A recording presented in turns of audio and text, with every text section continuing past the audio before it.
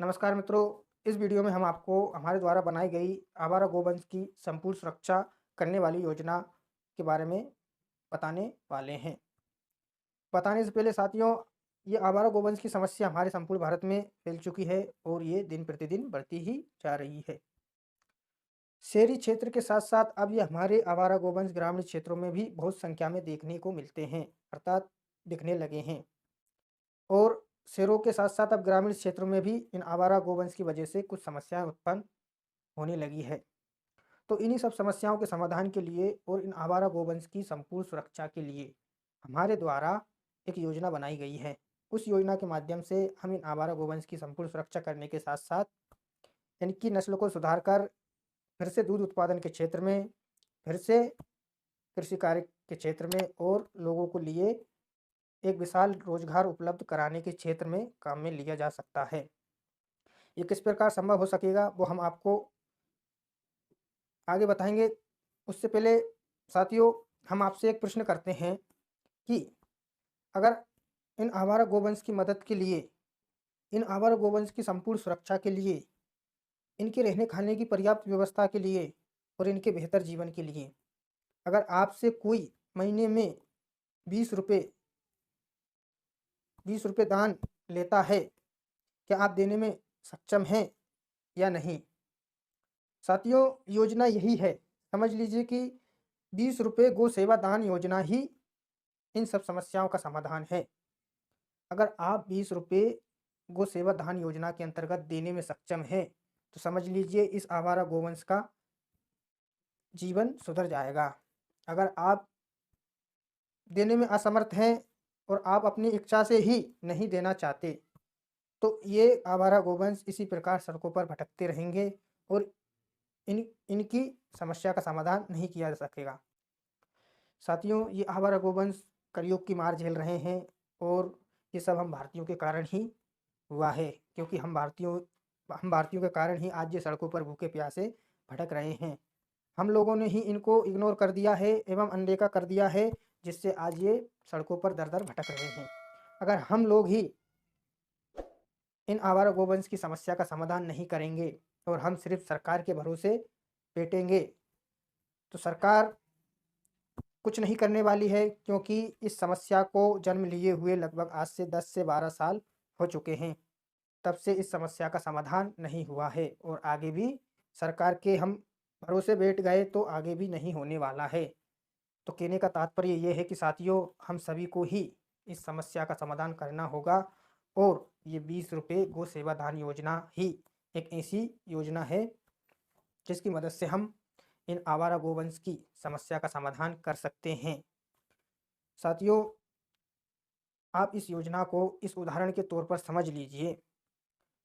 मान लीजिए कि मैं एक गुना जिले का निवासी हूँ और मेरे गुना जिले में भी आवारा पशुओं की संख्या बहुत ज़्यादा है, जिससे आए दिन दुर्घटनाएँ होती रहती है हाईवे पर और हमारे किसान भाई भी परेशान रहते हैं, क्योंकि उनकी फसल को खा जाते हैं और शहरी क्षेत्र में भी कुछ समस्याएँ निरंतर उत्पन्न होती रहती है। अब हम चाहते हैं कि हमारे गुना जिले की समस्या का समाधान हो। तो इसके लिए सर्वप्रथम हमारा काम ये रहेगा कि हम ऐसे गोरक्षकों को अपनी टीम में शामिल करें, जो मन से और अपने दिल से चाहते हैं कि इन आवारा गोवंश की रक्षा हो। तो ऐसे लोगों की हमें एक टीम टीम बनाना है और इन्हीं टीम की मदद से हमें एक संस्था का निर्माण करना है, जो कि एक सामाजिक संस्था हो सकती है। इसे हम अपनी इच्छानुसार सेक्शन 8 के ज़रिए बना सकते हैं या सोसाइटी के ज़रिए। हमें उचित लगे, हम अपने अनुसार बना सकते हैं। साथियों, अब इस संस्था का निर्माण हो गया। उदाहरण के तौर पर मान लीजिए कि संस्था का निर्माण हो गया। अब इस संस्था एक साथ तो पूरे गुना जिले की समस्या का समाधान तो नहीं कर सकती है, परंतु इसके लिए एक छोटे से क्षेत्र से प्रारंभ करना ज़रूरी है। चूँकि हमारे गुना जिले में 7 तहसील आती है, तो हम इस योजना का प्रारंभ एक तहसील से करेंगे। उस तहसील के सभी गाँव में हम इस योजना का प्रसार-प्रसार करेंगे। ऑनलाइन हो, ऑफ़लाइन हो, समाचार के माध्यम से हो या अखबार के माध्यम से हो, जितना भी हम कर सकें, प्रत्येक तरीके से हम इस योजना का प्रसार-प्रसार करेंगे। प्रसार-प्रसार करने के साथ करने के बाद हमें ऐसे लोगों को जोड़ना है जो महीने में 1 दिन गौ सेवा दान योजना के अंतर्गत 20 रुपये दान देने में संकोच ना करें। मतलब ऐसे लोग जो महीने में 1 दिन 20 रुपये स्वतः ही दे दें, ऐसे लोगों को हमें इस योजना के अंतर्गत जोड़ना है। अगर हम ऐसे लोगों को जोड़ने में सफल हुए और लगभग उदाहरण के तौर पर मान लीजिए कि एक तहसील जिसमें लगभग युवा लोगों की संख्या 1 से सवा लाख तक होती है, वहाँ हम लगभग 30,000 लोगों को भी जोड़ने में सक्षम हुए, तो इस प्रकार हम हमारे एक क्षेत्र की समस्या का समाधान कर सकते हैं। उदाहरण के तौर पर मान लीजिए कि हमने एक तहसील पर 30,000 लोगों को जोड़ा है। अब ये 30,000 लोग हमें 20-20 रुपये देने में किसी भी प्रकार की संकोच नहीं करने वाले हैं। अर्थात ये वही लोग हैं जो चाहते हैं कि इन आवारा गोवंश की सुरक्षा हो। अब इन्हीं 30,000 लोगों को हम 1-1 हज़ार लोगों के ग्रुप में बाँट देते हैं। साथियों, 1-1 हज़ार लोगों के ग्रुप में बाँटने से हमें इनसे दान एकत्रित करने में आसानी हो जाएगी। अब 1-1 हज़ार लोगों के ग्रुप में हमने इन लोगों को बाँट दिया तो हमारे पास 30 ग्रुप बन जाते हैं और इन्हीं 30 ग्रुप को हम अपनी-अपनी एक निश्चित तारीख दे देते हैं, जो कि 1 से लेकर 30 तक होती है। अर्थात प्रत्येक ग्रुप के पास अपनी एक निश्चित तारीख होती है। जैसे पहले ग्रुप को 1 तारीख, दूसरे ग्रुप को 2 तारीख, तीसरे ग्रुप को 3 तारीख। इस प्रकार प्रत्येक ग्रुप को अपनी-अपनी एक निश्चित तारीख होती है। तो उसी तारीख को इन लोगों को 20 रुपये दान देना है।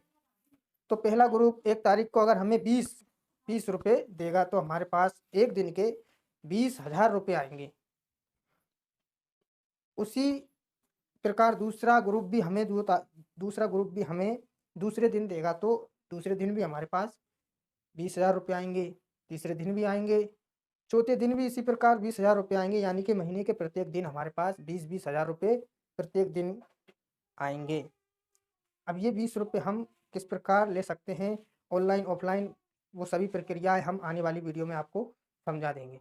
तो आप समझ लीजिए कि हमारे पास प्रत्येक दिन 20,000 रुपये आ रहे हैं तो महीने के लगभग 6 लाख होते हैं। देखो 1 महीना, 2 महीना, 3 महीना, 3 महीने तक हमें जो आने वाला दान को एकत्रित करना है और चौथे महीने में इस कार्य का प्रारंभ करना है। इसके लिए हमें सर्वप्रथम ग्रामीण क्षेत्र में वो जगह चाहिए जहाँ हम गौशाला का निर्माण करा सकें। जगह पूर्णतः पशुओं के अनुकूल हो और पशुओं के लिए पर्याप्त हो, क्योंकि इन पशुओं को सारा दिन हम बांध कर नहीं रख सकते हैं।